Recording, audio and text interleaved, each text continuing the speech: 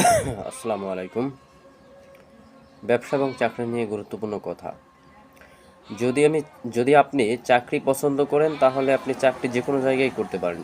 ভালো মোটামুটি চাকরি পেলে সেটা এলাকায় করতে পারেন বা দূরে গিয়েও করতে পারেন। তবে মোটামুটি চাকরি হলে এলাকায় করাই ভালো, কারণ খরচের একটা বিষয় থাকে। দূরে গিয়ে করলে অনেক খরচ হয়, তখন কিছু থাকে না। আমার একটা ছোট ভাই, সে চাকরি করে, এলাকায় যে স্যালারি পায় তো তার থেকে দ্বিগুণ স্যালারি পায় দূরে গিয়া। কিন্তু সে বলছে, ভাই কিছু থাকে না তো। কেন থাকে না? বাসা ভাড়া, খাওয়া দাওয়া, এত কিছু খরচ করার পর আসলে কিছু থাকে না। বরং তার চাইতে এলাকায় ভালো ছিল। শুধু খাওয়ার খরচটা লাগতো, থাকার খরচ তো লাগতো না। তো তার চাইতে এলাকায় অর্ধেক স্যালারিতে ভালো ছিল। এখন যদি আপনি চাকরি করেন, সেটা আপনি যে লেভেলের চাকরি করেন, ছোটো লেভেলের চাকরি যদি হয় তাহলে মানে কম স্যালারির, আন্ডার 20, তাহলে এলাকায় ভালো। আর যদি প্লাস হয়, দেখেন, যদি আপনি আহ, ঢাকায় চাকরি করেন বা ঢাকা বলতে দূরে, মানে বাড়ির থেকে দূরে, আপনি যদি বরিশালও চাকরি করেন, এখান থেকে পটুয়াখালীও চাকরি করেন, তাহলে দেখেন আপনার বাসা ভাড়ার জন্য 5,000 টাকা চলে যাবে। এবং আপনি বাড়িতে যদি 5-7 হাজার টাকায় সংসারটা চালাইতে পারতেন, 2-3 জনের ফ্যামিলি, মানে আমি একদম মিনিমাম বলতেছি, তো ঢাকায় সেখানে ডাবল খরচ হবে, আপনার 15,000 টাকা খরচ হবে। তো 15 প্লাস 20, 5-20, আপনার 20,000 টাকা চলে যাবে। তো আপনি সেখানে কত টাকা স্যালারি আপনি পেতে চান বা পাবেন, সেটা আপনার ব্যাপার। যদি আপনি 25,000 টাকা পান, তাহলে 20,000 টাকা চলে যাবে, মাত্র 5,000 টাকা থাকবে। আর যদি এলাকায় আপনি থাকেন, তাহলে বাসা ভাড়াটা আর কিছু লাগবে না।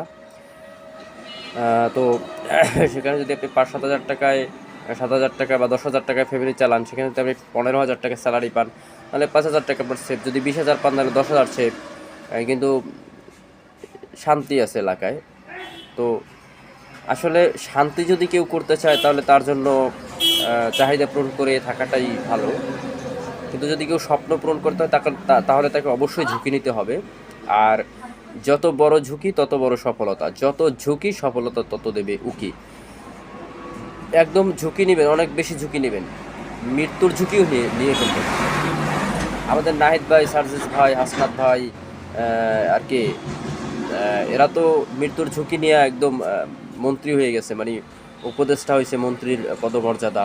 এরপর হচ্ছে একটা দল গঠন করে ফেলেছে, বাংলাদেশের মতো একটা জায়গায় একটা দল গঠন করছে। সেখানে তারা এখন সেই দলের কাণ্ডারি, তারা হয়তো এমপি হবে, তারা মন্ত্রী হবে। এমন হতে পারে যে আগামী বাংলাদেশের হাল তারাই ধরবে, আগামী স্বপ্নের বাংলাদেশ গড়তে তারাই আসলে কাজ করবে। তো তাদেরকে অভিনন্দন। এরকম ঝুঁকি নেবেন, জীবনে এরকম ঝুঁকি নেবেন। নাহিদ সার্জেস নাই, হাসনাত ভাই যদি চিন্তা করতো যে আসলে ওখানে গেলে তো আমরা মরে যেতে পারি, আমাদেরকে মেরে ফেলতে পারে, ফাঁসি দিয়ে দিতে পারে, তাহলে তো তারা কিছু হতে পারতো না। তারা সামান্য একটা সরকারি চাকরি পেতেও পারতো, নাও পেতে পারতো। একটা প্রাইভেট কোম্পানিতে চাকরি টাকরি করতো, কিছু স্যালারি পেতো, 50-80 হাজার টাকা, 1 লাখ টাকা স্যালারি পেতো। ওই মোটামুটি চাহিদা পূরণ হতো, জীবনটা চলে যেত। কিন্তু এখন এখন আমি বলছি না যে এখন তার চাইতে বেশি টাকা তারা কামাবে, কিন্তু সম্মানের দিক থেকে তো তারা এখন একদম টপ লেভেলে আছে, তাই না? তো আমি যেটা বলতে চাই যে দূরে যেতে হবে, দূরে, বিদেশ যেতে হবে অথবা দূরে যেতে হবে।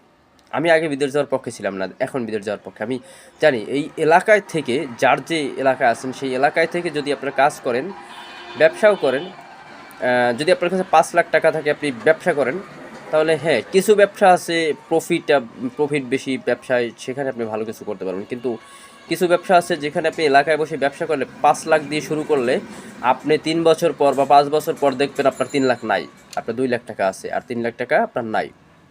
দেখবেন যে ব্যবসা ঠিকই ভালো আছে, ব্যবসা চলতেছে, আপনি ব্যবসার টাকা খরচ করতেছেন, দেখবেন যে বছর শেষে হিসাব করে দেখবেন যে চালান নাই। কি ব্যবসা আছে, চালান নাই, ঠিক আছে? তো যারা বিদেশ গেছে, আমার ছোট ভাইটাই, বন্ধু বান্ধব যারা বিদেশ গেছে, আমি তাদের কথা বলি যে তাদের কাছে 5 লাখ 7 লাখ টাকা ছিল, না হলে তারা বিদেশ কিভাবে গেল? কিন্তু তারা জানে বিদেশ যদি যাই সেখানে কষ্ট হবে, কিন্তু সেখানে স্যালারি ভালো। যদি ঋণ করেও বিদেশ যায়, তাহলে সেই ঋণ শোধ করে দেওয়া যাবে। আর যদি আম, তারা চিন্তা করতো যে না, 5 লাখ টাকা দিয়ে এলাকায় ব্যবসা শুরু করি, তাহলে তারা ওই 2 বছর পর, 3 বছর পর দেখতো যে ব্যবসা আছে, চালান নাই, মানে 3 লাখ নাই, 5 লাখ টাকার। তো তারা বিদেশ গেছে, ভালো হইছে। এখন টাকা কামাই করে ঋণ টিন শোধ করে দেবে, তারপর হচ্ছে ভালো টাকা ইনকাম করে তারা। এবং যারা দূরে গিয়ে ব্যবসা করে, তারাও ভালো অবস্থানে থাকবে। এলাকায় থাকা মানেই ঋণী হওয়া, এলাকায় থাকা মানেই চালান শেষ হয়ে যাওয়া, এবং এলাকায় থাকা মানেই আমাদের গ্রামের ভাষায় খয়রাতি হয়ে যাওয়া। খয়রাতি হওয়া, খয়রাতি থাকা, ঠিক আছে? তো দূরে যাবেন, দূরে যাওয়া ভালো, দূরে গিয়া ঝুঁকি নেবেন, কষ্ট করবেন, দেখবেন সফলতা ইনশাল্লাহ হয়ে যাবে। তো যদি আপনি জীবনের চাহিদা পূরণ করতে চান তাহলে একটা মোটামুটি চাকরি করতে পারেন অথবা যে কোনো কাজ টাজ করতে পারেন, কিন্তু যদি আপনি স্বপ্ন পূরণ করতে চান তাহলে অবশ্যই আপনাকে ব্যবসা করতে হবে। এবং হচ্ছে ব্যবসার মধ্যে হচ্ছে 9 ভাগ, সফলতার 9 ভাগ হচ্ছে ব্যবসার মধ্যে। তো আশা করি সবাই বুঝতে পারছেন, ঝুঁকি নেবেন, জীবনে ঝুঁকি নেওয়ার দরকার আছে। তো ধন্যবাদ সকলকে, ভালো থাকবেন।